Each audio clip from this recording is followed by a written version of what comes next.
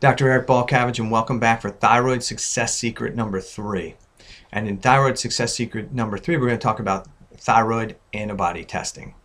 In Thyroid Success Secret number 2, we talked about the most common cause of hypothyroidism in the United States being Hashimoto's thyroiditis, which encompasses about 90% of the patients with hypothyroidism are likely have an autoimmune condition.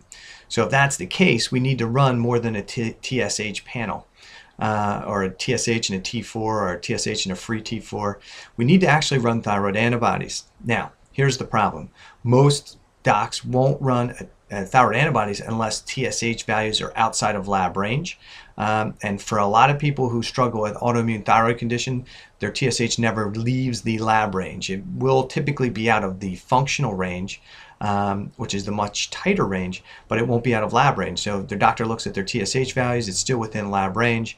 They have a lot of symptoms, but the thought process there is they can just give medications for the individual symptoms and that you don't have a thyroid problem if your TSH is normal.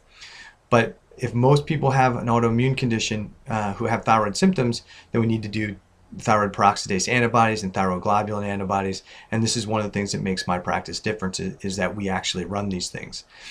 For some people, they may have actually had their thyroid antibodies done and found out that their thyroid antibodies were negative.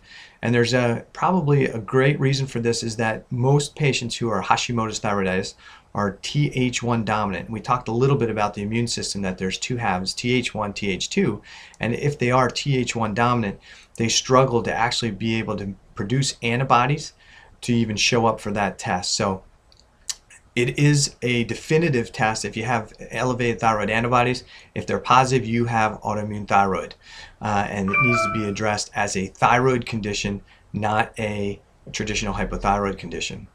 Now, just getting your thyroid antibodies done alone will tell us that you're Hashimoto's, but what we need to do is we need to actually take that one step further and look for the underlying cause. What is driving the immune system to attack thyroid? So if the immune system's upregulated or out of control, we should say, we need to look for the cause of that. Is it blood sugar problems? Is it cortisol problems?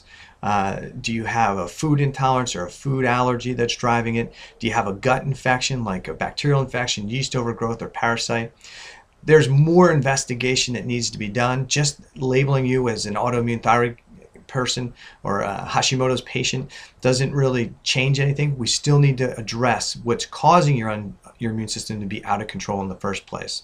So Thyroid Success Secret number 3, and what makes our practice different, is running TPO and thyroglobulin antibodies on all of our patients who have hypothyroid symptomatology. Thanks, and look for another post on Thyroid Success Secret number 4.